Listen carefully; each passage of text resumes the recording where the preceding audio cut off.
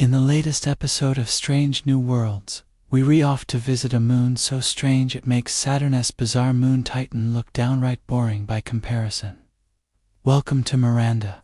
This little moon orbits Uranus at a distance of about 660,000 kilometers, and while its diameter is only around 470 kilometers across, it's got more nicks, bruises, cracks, holes, pits and otherwise dramatic bits of topography than you can shake a stick at.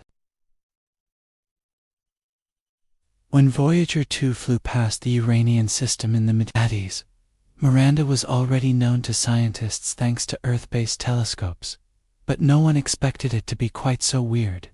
The spacecraft revealed that much of Miranda's surface is dominated by giant cliffs, enormous canyons, and strange jumbled patches of terrain that have been dubbed coronae. These range from tens to hundreds of kilometers across and appear as bright spots from our vantage point here on Earth.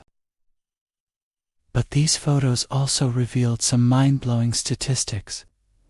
Some of those cliffs are over 9 kilometers tall, which is 10 times taller than the world's tallest canyon, Earth's Grand Canyon. And some of those coronae are nearly 30 kilometers high. So this tiny moon is home to some seriously dramatic geology.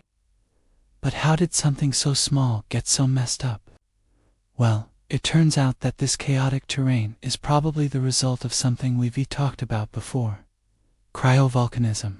You might remember that most of the moons in the outer solar system are likely covered in a layer of ice, including Miranda. It's thought that when these icy bodies form, they hold on to some volatile compounds like methane, ammonia, and water, which remain liquid deep under the surface. This creates a sort of subsurface ocean. And just like here on Earth, sometimes this liquid water, or in this case, slushy water equivalent, finds cracks and weaknesses in the solid outer layers and erupts out onto the surface. The result is an icy mess that quickly hardens into a solidified blob, kind of like lava.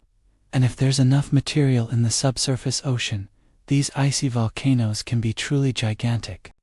On Earth, we don't have any ice volcanoes, but we do have plenty of regular old volcanoes, and some of them can reach heights of several kilometers. So it is not too hard to imagine how Miranda could have built up these massive mounds of icy rock.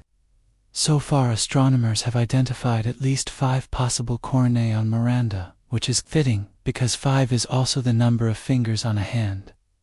You could use to count the number of Earth-like planets in the whole damn universe. Each one is unique in shape and structure. Take the largest corona, which is named, creatively enough, Corona 1. It's also the brightest feature on the moon and the easiest to spot with Earth-based telescopes. At 260 kilometers across, it takes up about half of Miranda's entire visible hemisphere. Scientists think that this jumble of icy mountains was created by a massive eruption near the end of Miranda's formation. The weird thing about it, though, is that it looks kind of familiar. It reminds us of something we've seen here on Earth, which is why it was given the name corona. It looks like a huge pile of debris that was once neatly piled up, but got all twisted up and jumbled together by some cataclysmic event. Like if you took all the books in a library, dumped them on the floor, and then ran over them with a bulldozer. Now, aside from looking kind of cool, this jumbled pile of material tells us some important stuff about Miranda's history. For example, because the material in Corona 1 is so brightly colored, it must be relatively fresh on the surface. That means it hasn't had a chance to darken from exposure to the harsh radiation environment of the outer solar system.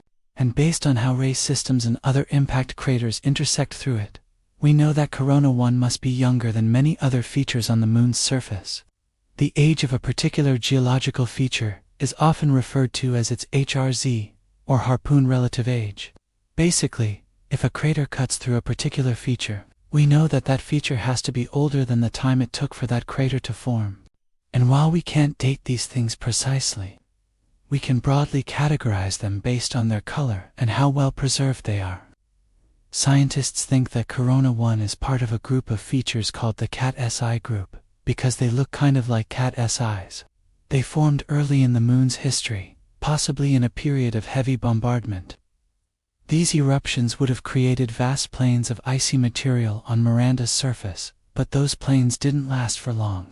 Over time, more eruptions, along with impacts from comets and asteroids, broke apart and scattered the material, creating the messed up, jumbled mess we see today. But what about the other coronae? Scientists aren't exactly sure what's going on with them. Take Corona 4, for example, another large jumbled mass that's roughly circular, like a giant splash. It's also strangely dark, suggesting that it's a lot older than Corona 1. Yet it's crossed by grooves that look suspiciously similar to the lines you'd see on the surface of a frozen pond after an asteroid slammed into it. Could it be that simple? Did an asteroid strike Miranda, carve up this dark corona, and then create the bright jumble of Corona 1? If so, that means there were two separate periods of major volcanism on Miranda, separated by a huge cosmic kerfuffle. Unfortunately, we don't have enough data to say for sure. We need to understand the properties of Miranda's crust to figure out if it could have flowed like this, or if it was broken apart by an impact. And we need to figure out when each of these events happened. Again, we can get some clues from the craters. Craters come in all shapes and sizes, but astronomers generally agree that the smaller ones are also the newest. Small craters haven't had a chance to weather away yet. They're sharp and well-defined, whereas larger craters tend to be older and more worn down.